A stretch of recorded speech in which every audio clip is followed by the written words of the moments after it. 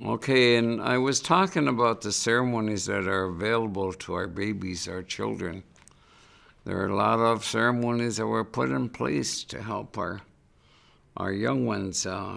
Immediately after their birth, there's a ceremony that is done 4 days after the baby has arrived. And that is the one they call the Shkidangashkanga Chi-obizaan, which is the first time a baby's feet touches the earth. And that's done within 4 days, and the tobacco goes out for the child right away. Food also goes out for the child right away. And then not too long after that, they do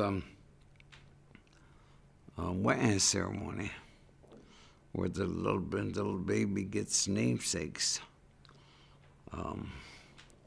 And here again, the tobacco goes out for that child immediately, asking help for the baby, and then also at that time the baby's given a name.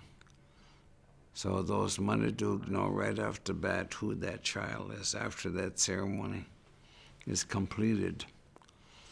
And they're given namesakes, we'ans they call them, that will take care of them and watch them in their future. And also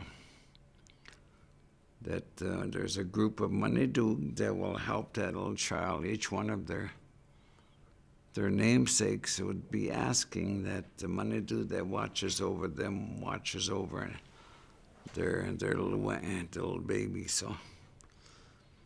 So here's another example where our young children are given help. And then the other ceremony I'm talking about now is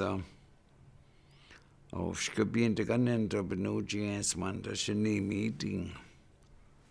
It's when the baby is first brought into a ceremonial dance. And there is a ceremony that goes with it at that time. The parents bring in their tobacco and put it in a tobacco dish, and also along with that have about a bowl of finger food. And they take their tobacco over to the speaker. And of course, he speaks to those Manidug, asking that the child be watched over in their future and taken care of. And the food, the Shkabewis takes that food and passes it around to everybody, so that the food goes to all of those Manidug that sit around that drum. So it's another way that our babies are helped and watched over in their future. So, migo yo.